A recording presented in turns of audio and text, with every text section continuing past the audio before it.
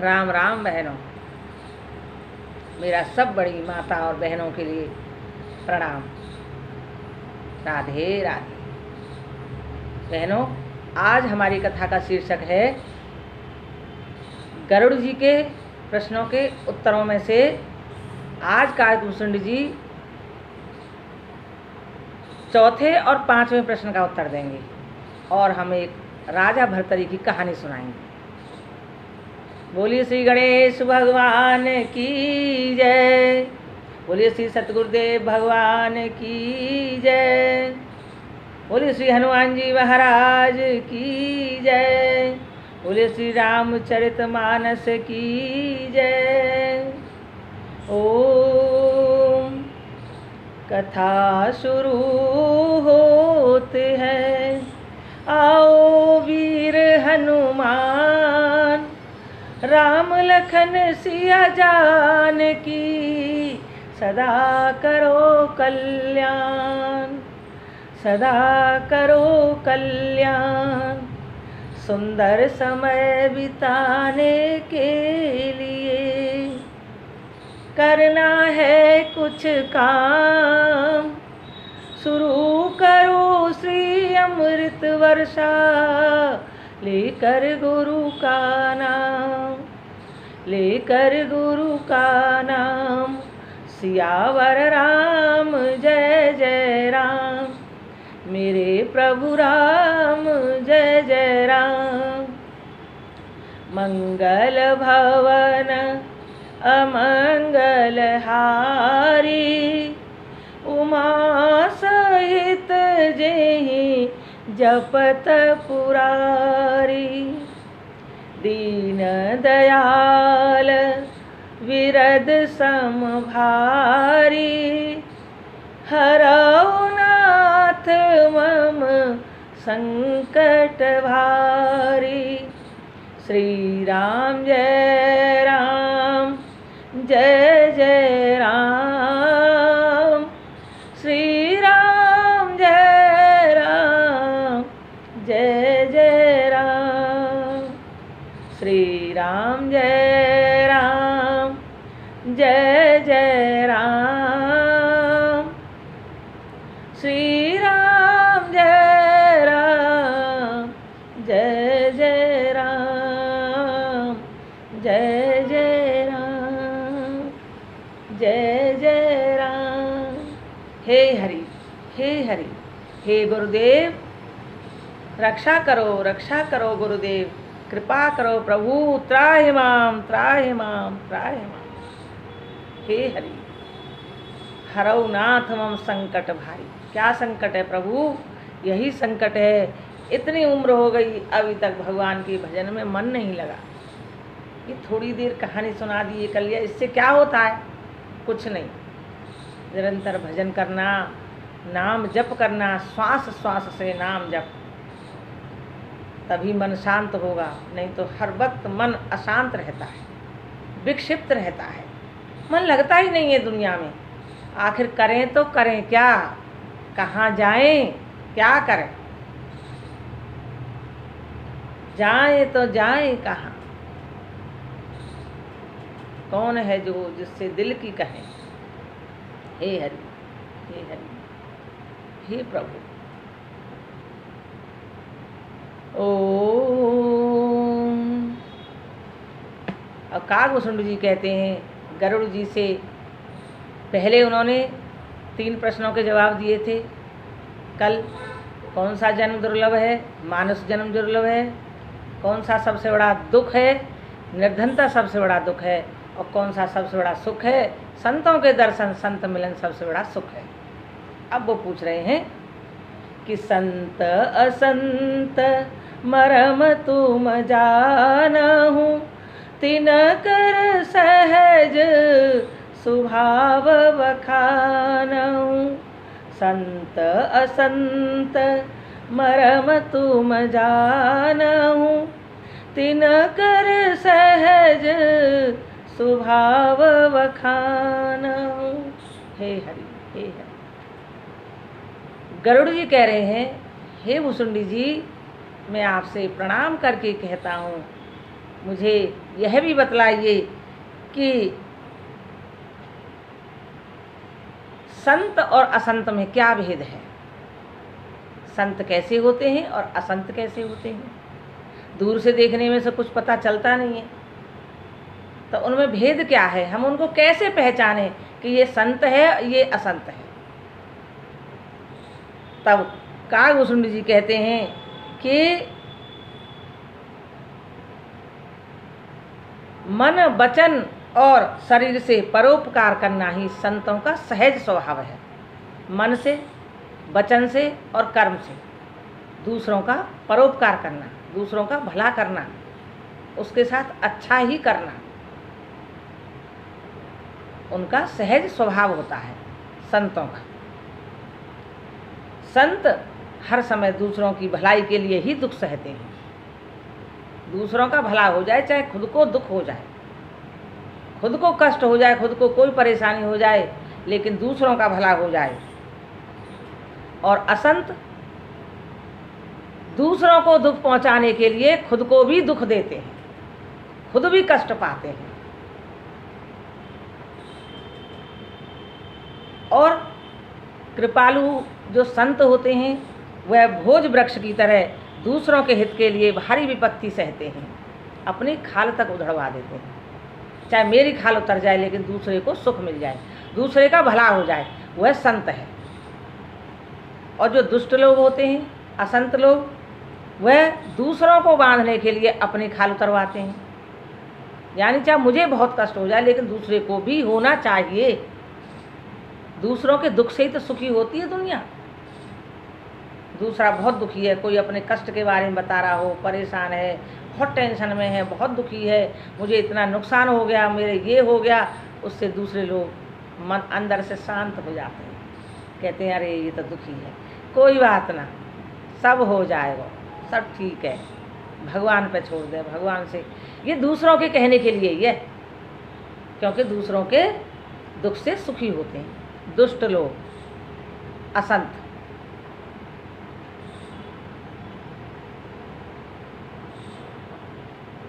जैसे सन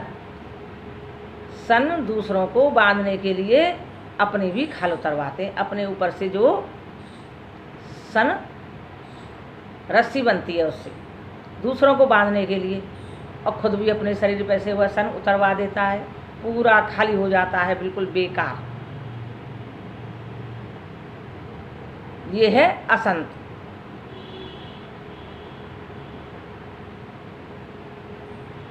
और क्या कह रहे हैं गरुड़ जी, हे सब सर्पों के शत्रु गरुड़ जी सुनिए, दुष्ट बिना किसी स्वार्थ के सांप और चूहे के समान अकारण ही दूसरों को दुख देते हैं। सांप और चूहे की तरह। चूहे को चूहा घर में आ जाए तो कहीं बिना बात ही कुतर कुतर कुतर कुतर लगा ही रहता है, नुकसान ही करता रहता है। उसके लिए कोई कष्ट नहीं है, वो आराम से रह रहा है, तब भी वह नुकसान करता रहता है, क्योंकि दुष्ट प्रकृति का है, असंत की तरह। ऐसे सांप है, सांप भी दूसरों को डंक मार के मार देता है, जबकि उससे कोई कुछ नहीं कहता, तब भी।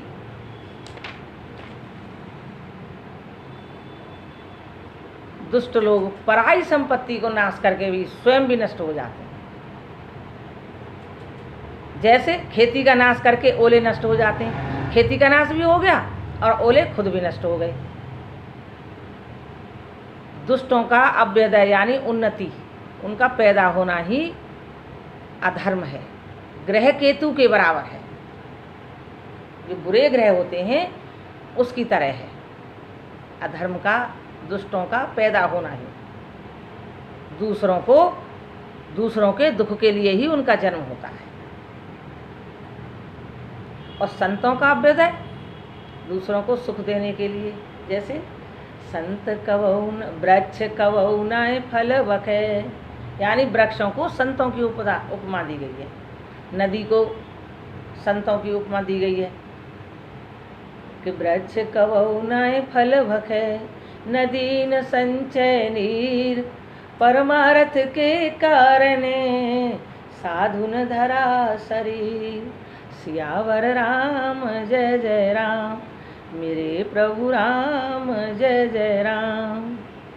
मंगल भवन अमंगल हारी, उमा सहित जय जपत पुरारी।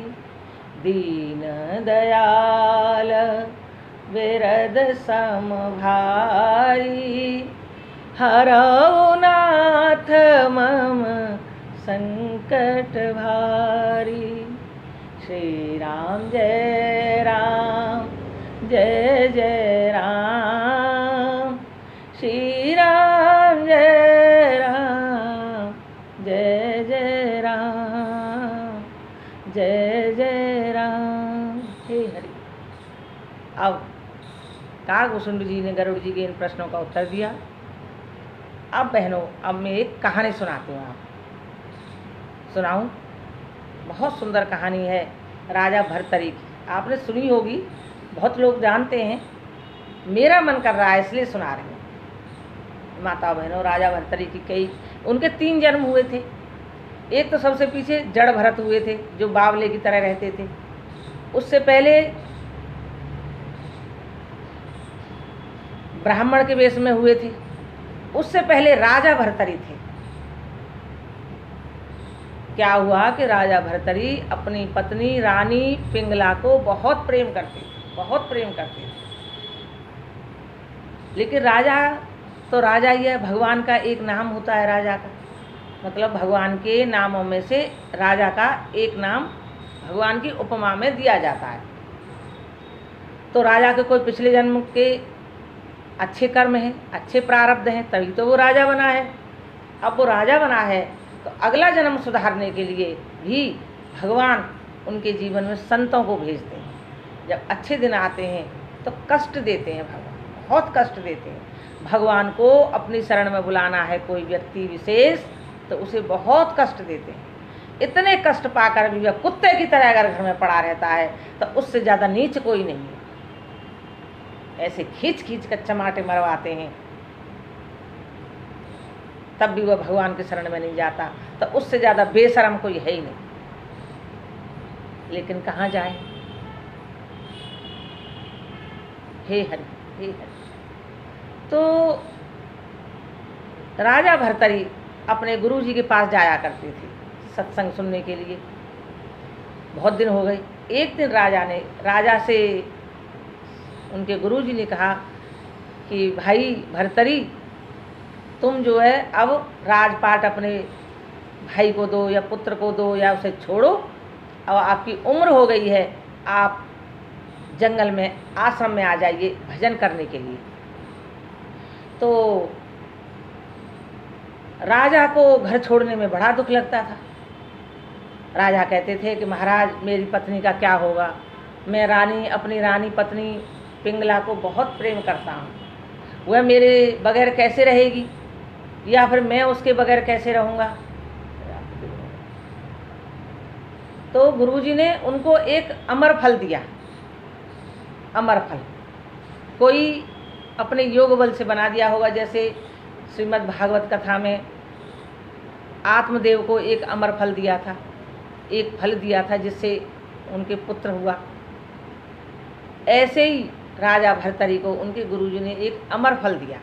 यूँ कहा था कि राजा, इस अमर फल को अपनी रानी को दे देना, तो वह इसको खा लेगी तो अमर हो जाएगी, फिर वो मरेगी नहीं कभी। या फिर तू खा ले तो तू अमर हो जाएगा, तू कभी नहीं मरेगा, और अपनी रानी से ऐसे ही प्रेम करता रहेगा सदा। राजा ने वो फल ले तो लिया और वह घर ले आया। लाकर वह सोचने लगा कि अगर मैं इस फल को खा लेता हूँ तो मैं अमर हो जाऊँगा, मैं कभी मरूँगा नहीं।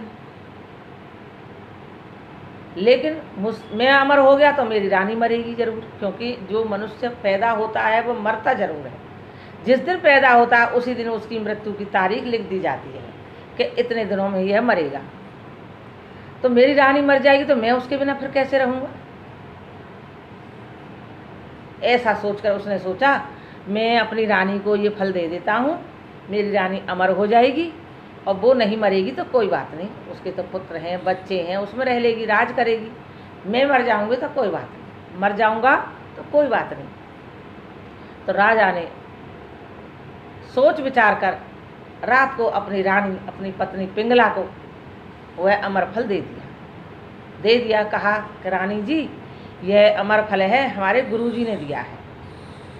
कि रानी बोली अच्छा महाराज, इससे क्या होगा? तो महाराज बोले कि रानी, इसको जो खाएगा वह अमर हो जाएगा। तो रानी बोली अच्छा जी महाराज, कि हाँ।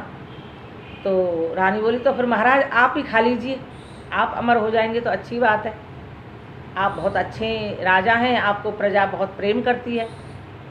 तो राजा बोला कि नहीं रानी, तुम खा लो इसे, क्योंकि मैं तुम्हें छोड़कर मरना नहीं चाहता। मतलब मैं अगर अमर हो गया और तुम चली गई तो मैं तुम्हारे बिना कैसे जी पाऊँगा, इसलिए मैं नहीं अमर होना चाहता, तुम अमर हो जाओ और तुम ये फल खा लो। रानी ने सोचा समझा और वह फल ले लिया। लेके सो गए राजा रानी।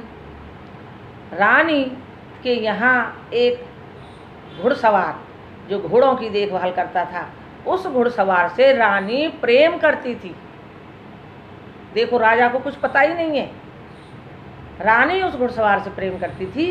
तो रानी ने उस घुड़सवार को बुलाया, उसके साथ गई, उससे कहा कि ये अमर फल है। घुड़सवार बोला तो फिर क्या करें जी, क्या होगा, इससे क्या होता है? रानी ने बताया इससे अमर हो जाते हैं, तो आप इसे खा लो, मैं आपसे प्रेम करती हूँ, मैं तो आपके बिना रह नहीं सकती, आप अमर हो जाओगे। उस घुड़सवार ने वह अमर फल ले लिया। आओ, वो घुड़सवार रानी से प्रेम नहीं करता था। रानी को लगता था कि मुझसे प्रेम करता है। राजा सोचता था कि रानी है, महारानी है, कल को मैं राजा को पता चलेगा तो मेरी तो गर्दन ही उड़ा दी जाएगी। तो वह झूठ मूठ को दिखाता रहता था। राजा करता था वहाँ की, वो घुड़सवार करता था वहाँ की एक वेश्या को, उस वेश्या को प्रेम करता था। घुड़सवार ने वह अमर फल ले जाकर उस वेश्या को दे दिया। देखो कहाँ से चलकर कहाँ पहुँचा हुआ अमर फल। वेश्या ने कहा ये क्या है? कि यह अमर फल है। कि आपको कहाँ से आया? उसने सारी बात बता दी। वेश्या को वो कहने लगा तुम खा लो, मैं तुम्हारे बिना रह नहीं सकता, तुम बहुत सुंदर हो और मुझे बहुत प्रिय हो, तो इसे तुम खा लो। वेश्या ने लेकर वह अमर फल रख लिया और घुड़सवार वहाँ से चला गया। और वेश्या ने 2 दिन 3 दिन वह रखा रहा अमर फल, सोचती रही खाऊं कि न खाऊं, खाऊं कि न खाऊं, क्या करूं, कैसे करूं, ऐसे सोचते सोचते कई दिन हो गए। फिर रानी वेश्या ने यही निष्कर्ष निकाला कि मैं तो वेश्या हूँ, मेरे अमर होने से क्या होगा, मैं अमर तो हो जाऊंगी लेकिन मेरा शरीर तो वृद्ध हो ही जाएगा ना, बिल्कुल बूढ़ा हो जाएगा, मैं फिर किसी बेकार हो जाऊंगी, मेरा शरीर सुंदर नहीं रहेगा, फिर मेरी तरफ कोई देखेगा ही नहीं। जब कोई पुरुष नहीं आएगा मेरे पास तो फिर मैं उस वृद्ध शरीर का क्या करूंगी, उस अमर शरीर का क्या करूंगी। इसलिए मैं इस फल को नहीं खाऊंगी, मैं इस देश के राजा भर्तरी को ये फल दूंगी, क्योंकि राजा भर्तरी बहुत अच्छे राजा हैं, धर्मात्मा हैं, पुण्यात्मा हैं, दिव्य आत्मा हैं, बहुत अच्छे राजा हैं, प्रजा उनको बहुत प्रेम करती है, उनको कुछ नहीं होना चाहिए, इसलिए ये अमर फल मैं उनको ही दूंगी। अगले दिन वह वेश्या उस अमर फल को अपनी गोदी में रख के राजा भर्तरी के पास आई। सोचो, देखो, ध्यान से सुनो बहनों, कि जैसे ही वेश्या ने वह अमर फल राजा के सामने रखा दिखाया, राजा ने जैसे ही देखा ये तो वही फल है जो हमने अपनी रानी को दिया था। जैसे ही राजा ने देखा, राजा के तो पैरों में से जान ही निकल गई, ऊपर की सांस ऊपर, नीचे की नीचे, मरने ही वाला था, बस दम ही निकलने वाला था।